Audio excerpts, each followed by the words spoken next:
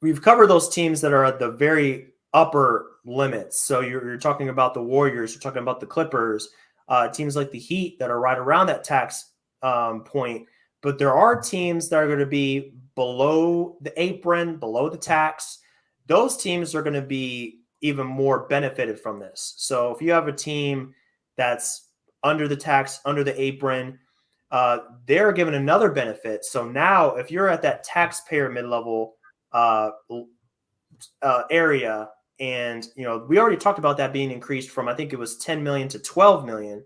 But on top of that, you can use that exception in a trade. You have those exceptions to use to bring back money. So if you have a non-taxpayer that's worth 12 million, you can use that to acquire players via trade. So just like the trade exception, it increases flexibility. So it gives you more options. That's what the league has been trying to do this entire time. Those teams that are not heavy spenders, hey, here's another asset for you.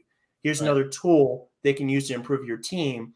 How it works in real life, right? So if you were working, let's say you're a working citizen and you make hundreds of thousands of dollars, you're getting taxed like crazy. Like we all know this. If you make a lot of money, you get taxed a lot of money, right? It works the same way.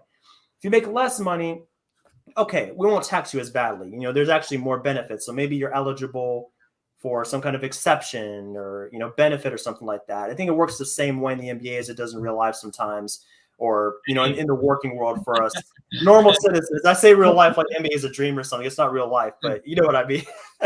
the classic working citizen, I guess I should say. So that's definitely another big one. It applies to the non-taxpayer mid-level, the biannual exception, and the room exception. So even teams under the cap, which are very few, can use their exception to bring back players via trade. So not only are those exceptions worth more in general, but you have another function of that exception. So I think that's pretty significant as well. And I think teams are going to take advantage of that. That's a huge change. I don't think you saw that coming. I didn't see that coming.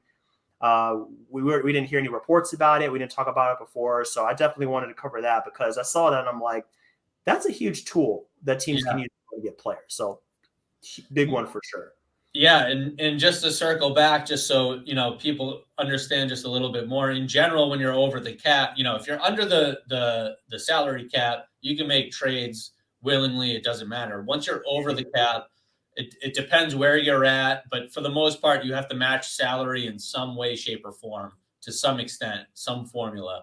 What these exceptions do is, if you have your non-taxpayer exception, if it's $12 million, you can use that to acquire a $12 million player. You don't have to send out a $12 million player to get that player, right, which is a huge, huge benefit, right? So what's going to be really interesting to see is what these teams do it's going to change the offseason, right? Because now these teams might not use them in the offseason, because before it was just you couldn't use them in trade. So it was use it or lose it for that salary cap year, right? So you would just find someone to use it on, or it wouldn't be used. I mean, you might be able to use it for a buy, someone who got bought out, and you'd have more salary, to pay someone other than the minimum. But now you have it for a trade towards the trade deadline, right? The other thing that's going to be interesting is to see how the proration works, because right now how it works is these exceptions, they start prorating.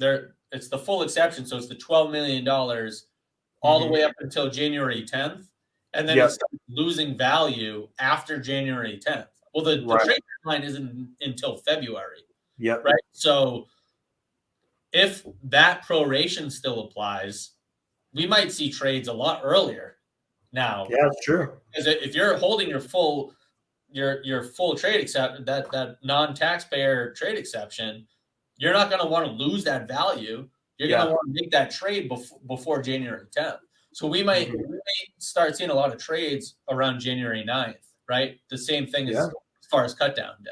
So it'll be interesting to see how the offseason changes, and how, around cut down day, how that exception gets used in a trade. If the proration apply, they might change the proration as far as the trade calculation, but if it applies the same way, the trades might happen a lot earlier. Yeah, I mean, that would be huge because each year we see trades usually occur pretty close to the deadline.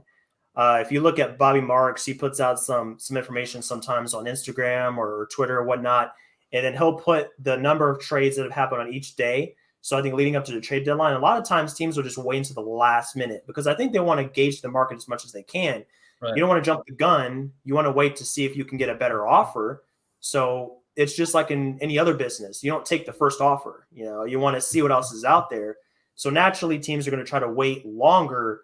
But like you said, if this is coming into play where this proration can affect how much you have to use, what you can bring back, then obviously your teams are going to want to avoid that if they can, try to do it before that date. So, I mean, that's still a month or so before the deadline. It's still a good amount of time before the deadline, but it definitely could come into play when it comes to what teams do. So we'll have to keep an eye on that. And I wonder if January we're going to see a spike. If we do, then you're on the money. You're going to end up looking real good, Colin. So we'll keep an eye on that for sure. They might change the rule as far as the proration is concerned when it comes to the trade value, calculating the outgoing salary. But if it's not, then yeah, we might see the trades happen a lot earlier.